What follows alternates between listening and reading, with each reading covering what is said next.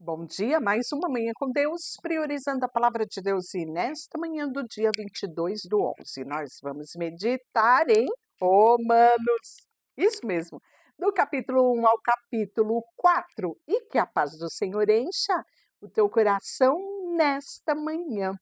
Aqui, quem vai escrever o livro de Romanos é o apóstolo Paulo. É chamado a Epístola aos Romanos. Por quê? Epístola é a mesma coisa que cartas. Isso mesmo. E aqui o apóstolo Paulo, né? Ele, algumas vezes você vai ver a denominação dele como Saulo. É porque ele era judeu, nascido na cidade da Cilícia, e isso nós vimos mencionado em Atos 22:3. Depois do seu nascimento, né, nós vamos ver que ele vai ser doutrinado na cultura do que tinha melhor naquela época, na cultura greco-romana, por isso ele se torna um cidadão romano, mesmo sendo de sangue judeu.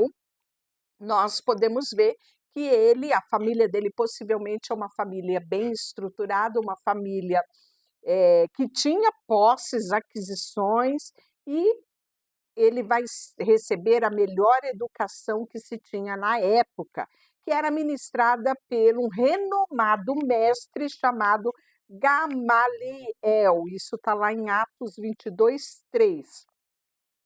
Só quem tinha a oportunidade de ter uma educação aos pés de Gamaliel eram os ricos, né, os socialmente influentes. Então, por isso nós podemos ter essa conclusão de que a família de Paulo era uma família influente, uma família de posses. E nós vamos ver que Saulo iniciou violentos ataques aos cristãos. Ele mesmo relatou isso por diversas vezes em suas defesas no livro de Atos. E aí você já sabe a história de Paulo, né, que era o antigo Saulo. Saulo era o nome romano dele. Ele recebe o nome, né, no encontro que ele tem ali com o Senhor na estrada de Damasco. E aí nós podemos ver que no finalzinho do livro de Atos, nós vimos que Paulo está na prisão, numa prisão domiciliar em Roma, é, isso mesmo, e ali ele vai escrever esta carta. Interessante que muitos acreditam que a igreja de Roma não foi formada por Paulo, ela foi formada, né, possivelmente com os crentes que ouviram a mensagem de Pedro durante a celebração de Pentecoste. Só que Paulo, através desta carta, desta epístola, ele vai instruir estes irmãos. O tema principal desse livro é a justificação como um dom de Deus, né? Não é alcançada por obras da lei. Então, aqui Paulo vai ensinar e enfatizar que a salvação é pela graça, por meio da fé, e isso vem de Deus, né? Não é por obras, não é por qualquer outra coisa para que ninguém se glorie. E aí, Paulo, servo do Senhor Jesus Cristo, chamado para ser apóstolo, separado para o evangelho de Deus, o qual foi por Deus outrora prometido por intermédio dos seus profetas nas sagradas escrituras, com respeito ao seu filho, o qual, segundo a carne, veio da descendência de Davi, e foi designado filho de Deus com poder, segundo o Espírito de santidade, pela ressurreição dos mortos, a saber, Cristo, Jesus Cristo, nosso Senhor, por intermédio de quem viemos a receber a graça e apostolado por amor do seu nome, para a obediência da fé entre todos os gentios, em cujo número sois também vós chamados, para que serdes de Jesus Cristo. E todos os amados de Deus que estais em Roma, chamado para ser de santo, graça a vós, outro Pai, da parte de Deus, nosso Pai e Senhor Jesus Cristo. Então ele começa esse prefácio de 7 versículos somente com uma saudação. E aí ele fala: Primeiramente, dou graça a Deus mediante a Cristo, no tocante a todos vós, porque em todo o mundo é proclamada a vossa fé. Porque Deus, a quem vivo, em quem o meu espírito no Evangelho de seu Filho é minha testemunha, de como incessantemente faço conhecer a vós, em todas as minhas orações, súplicas, em algum tempo, que a vontade de Deus se ofereça boa ocasião para visitar-vos. Porque muito desejo ver, a fim de repartir com alguns o dom espiritual para estejais confirmados, isto é, para que a vossa companhia reciprocamente nos confortemos por intermédio de uma fé mútua, vossa e minha. Porque não quero, irmãos, que ignoreis que muitas vezes me propus a ir ter convosco, no que tenho sido até agora impedido, para conseguir igualmente entre vós algum fruto, como também entre outros gentios, porque eu sou devedor, tanto dos gregos quanto dos bárbaros, tanto dos sábios quanto dos ignorantes. Por isso, quanto está em mim, estou pronto a anunciar o evangelho e também a vós outros em Roma. E aí ele diz: pois eu não me envergonho, não fico com vergonha do Evangelho de Cristo, porque ele é poder de Deus para a salvação de todo aquele que crê, principalmente os judeus, ou primeiramente os judeus, e também ao grego, visto que a justiça de Deus se revela no Evangelho de fé em fé, como está escrito: o justo viverá da fé. E é nesse texto que nós vamos meditar no nosso versículo do dia. Então, não deixe de ver o versículo do dia. E aí ele continua: porquanto o que Deus se pode conhecer é manifesto entre eles, porque Deus lhes manifestou. Ele ainda fala: por isso Deus entregou. Ele fala: porque os atributos invisíveis de Deus são o seu eterno poder, como também a sua própria divindade, claramente reconhecem desde o princípio do mundo, sendo percebido por meio das coisas que foram criadas. Tais homens são, por isso, indesculpáveis. Portanto, tendo conhecimento de Deus, não o glorificaram como Deus, não lhe deram graça, antes se tornaram os seus próprios raciocínios obscurecido, coração insensato. Inculcaram por sábios e tornaram-se loucos. Mudaram a glória de Deus incorruptível em semelhança da imagem de homem corruptível, bem como de erva quadrúpedes e répteis. Por isso, Deus os entregou tais homens à imundícia, pela concupiscência do seu próprio coração, para desonrarem o seu corpo em si, porque eles mudaram a verdade de Deus em mentira, adorando e servindo a criatura no lugar do Criador, o qual é bendito eternamente. Amém. Por isso, entregou Deus às paixões infames, porque até as mulheres mudaram o modo natural das suas relações íntimas por outro contrário à natureza. Semelhantemente, o homem também, deixando o contato natural da mulher, se inflamou mutualmente na sua sexualidade, cometendo torpeza, homem com homem, recebendo em si mesmo merecida punição pelo seu erro. E por haverem desprezado o conhecimento de Deus, o próprio Deus os entregou à disposição mental reprovável para praticarem coisas inconvenientes, cheios de toda injustiça, malícia, avareza, maldade, possuídos de inveja, homicídio, contenda, dolo e magnitude, sendo de difamadores, caluniadores, aborrecidos de Deus, insolentes, soberbos, presunçosos, inventores de males, desobediente aos seus pais. Ora, conhecendo eles a sentença de Deus, de não são passíveis à morte, do que tais coisas praticam, não somente fazem, mas também aprovam o que assim procede. E ele continua dizendo no capítulo 2: portanto, é indesculpável o homem quando julga.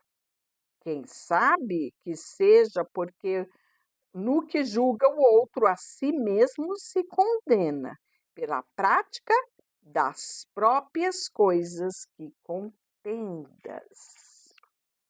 Bem, sabemos que o juízo de Deus é segundo a verdade contra os que praticam tais coisas. Um homem que é condenado, os que praticam as coisas e fazem as mesmas, também apenas se livrará do juízo de Deus, ou despreza a riqueza da tua bondade e tolerância e longanimidade, ignorando que a bondade de Deus é que te conduz ao arrependimento? Mas, segundo a tua dureza, a dureza do teu coração impenitente, acumulas contra si mesmo ira para o dia da revelação do juízo de Deus, que retribuiu a cada um segundo o seu procedimento. Vida eterna aos que perseveraram, fazer o bem, procuram a glória, honrando a incorruptibilidade. Tribulação e angústia virão sobre a alma de qualquer homem que faz o mal ao judeu primeiro e também ao grego. Glória, porém, e honra e paz a todo aquele que pratica o bem. É judeu primeiro, também ao grego. Porque para Deus, para com Deus, não há acepção de pessoa. Assim, pois, todos os que pecaram sem a lei, também sem lei perecerão. E todos os que com a lei pecaram mediante a lei, serão julgados. Todos os simples ouvidores da lei, não são justos diante de Deus, mas os que praticam a lei hão de ser justificados. Quando, pois, os gentios que não têm lei procedem por natureza de conformidade com a lei, não tendo lei, servem eles de lei para si mesmos. Estes mostram a norma da lei gravada no seu coração, testemunhando-lhes também a consciência e os seus pensamentos, mutualmente acusando-se ou defendendo-se. No dia em que Deus, por meio de Cristo, julgar os segredos dos homens de conformidade com o seu evangelho. Olhe que riqueza que Paulo nos traz aqui a respeito da nossa consciência. Muitas vezes as pessoas podem não saber, mas a consciência nossa, ela nos revela. É isso mesmo. Veja só, ele fala aqui, a lei está gravada no coração. Ele continua falando que os judeus são indesculpáveis. Veja só. Se, porém, tu, que tens por sobrenome judeus e repousas na lei, te gloria em Deus, que conheces a tua vontade e aprovas coisas excelentes, sendo instruída na lei, que estás persuadido de que és guia dos cegos e luz para os que se encontram em trevas, instrutor de ignorantes, mestre de crianças, tendo a lei, a forma de sabedoria e da verdade. Tu, pois, que ensina a outros e não te ensina a ti mesmo, tu que pregas e não deve furtar, e tu furtas, dizes que não deve cometer adultério e o comete, abomina os ídolos e lhe rouba os templos? Tu que te glorias na lei, desonra a Deus pela fragilidade da lei, pois como está escrito, o nome de Deus é blasfemado entre os gentios por vossa causa. E aí ele fala sobre o verdadeiro israelita, porque a circuncisão tem valor se praticares a lei. Se és, porém, transgressor da lei, a tua circuncisão já se tornou incircuncisão. Se, pois, a incircuncisão observa preceitos da lei, não será ela, porventura, considerada como circuncisão? E se aquele que é incircunciso por natureza cumpre a lei, certamente ele te julgará a ti, que não obstante a letra e a circuncisão, és transgressor e da lei. Portanto, não é judeu quem o é apenas exteriormente, nem circuncisão somente na carne. Porém, o judeu é aquele que é interiormente, e circuncisão, que é do coração e do espírito, não segundo a letra, cujo louvor não procede de homens, mas de Deus. Gente, é uma riqueza esse texto de Coríntios. E, enfim, capítulo 3, né? Paulo vai responder às objeções. Qual é, pois, a vantagem do judeu? Ou qual a utilidade da circuncisão? Muita, sob todos os aspectos, principalmente porque os judeus foram confiados com os oráculos de Deus. Você está lembrado que em Atos, quando Paulo chega a Roma, ele é acusado de disseminar ensinos contrários ao dos judeus, que ele estava dizendo que não precisava de circuncisão, pois aqui está o discurso que ele é acusado. Ou seja, sabe aquela história de telefone sem fio? Você fala uma coisa aqui, aí vai passando, e quando chega lá na frente tem um monte de acréscimo. Foi isso que aconteceu com Paulo. É isso mesmo. Aqui você está vendo na íntegra qual foi o discurso dele sobre os judeus que são indesculpáveis, ou seja, o verdadeiro israelita não é somente a circuncisão, mas a circuncisão procede um viver digno a essa circuncisão. É isso que Paulo está dizendo. Mas as conversas evoluíram e chegaram a Jerusalém, como Paulo estava trazendo inovação, estava orientando o povo a não ser circuncidado. Pois bem, e aí ele continua falando aqui. Muito sob todos os aspectos, principalmente aos judeus, foram confiados os oráculos de Deus. E daí? Se alguns não creram, a incredulidade deles irá desfazer a fidelidade de Deus? Não, de maneira nenhuma. Seja Deus verdadeiro e mentiroso todo homem, segundo o que está escrito, para seres justificados nas tuas palavras, que venhas a vencer quando fores julgado. Mas, se a nossa injustiça traz lume à justiça de Deus, o que diremos? Porventura será Deus injusto por aplicar a sua ira? Falou como homem. Certo que não, do contrário, como julgará Deus ao mundo? E se por causa da minha mentira fica em relevo a verdade de Deus para a sua glória, porque sou eu ainda condenado como pecador? E por que não dizemos, como alguns caluniadores que afirmam que fazemos, pratiquemos males para que venhas bens? A condenação deles é justa. E aí, Paulo fala que a condição de todo homem é uma condição de pecador. Que se conclui, temos nós qualquer vantagem? Não, de forma alguma. já temos demonstrado que todos, tanto judeu quanto grego, estão debaixo do pecado. Como está escrito, não há justo nem um sequer. Não há quem entenda, não há quem busque a Deus, todos se extraviaram. E a uns se fizeram inúteis, não há quem faça o bem e não há um sequer. A garganta deles é sepulcro aberto, como a língua urge engano, veneno de víbora está nos seus lábios. A boca eles não têm cheia de maldição e de amargura. São os seus pés velozes para derramar sangue, e nos seus caminhos há destruição e miséria.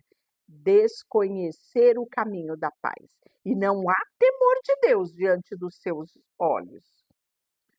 Ora, sabemos que tudo o que a lei diz aos que vivem na lei, diz que se cale toda a boca e todo mundo seja culpável perante Deus, visto que ninguém será justificado diante dele por obras da lei, em razão de que pela lei vem o pleno conhecimento do pecado.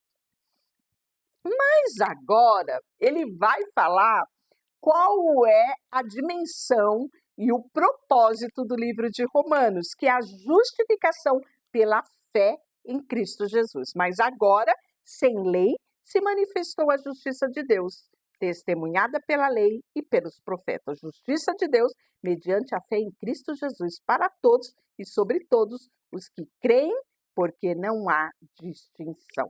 Pois todos pecaram e carecem da glória de Deus, sendo justificados gratuitamente pela sua graça, mediante a redenção que há em Cristo Jesus, a quem Deus propôs no seu sangue como propiciação mediante a fé, para manifestar a justiça de Deus, e na sua tolerância, deixado impune os pecados anteriormente cometidos, tendo em vista a manifestação da justiça, ele fala ainda, no tempo presente, para ele mesmo ser justo e justificador daqueles que têm fé em Jesus, onde, pois, a jactância foi de todo excluída. Por que lei?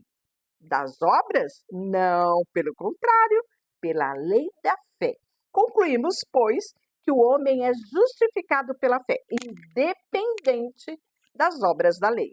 E porventura Deus somente dos judeus? Não, o é também do gentio. Sim, também do gentio, visto que Deus é um só, o qual justificará por fé o incircunciso e mediante a fé o incircunciso. Anulamos, pois, a lei pela fé? Não, de maneira nenhuma. Antes, confirmamos toda a lei. Deixa eu orar por você.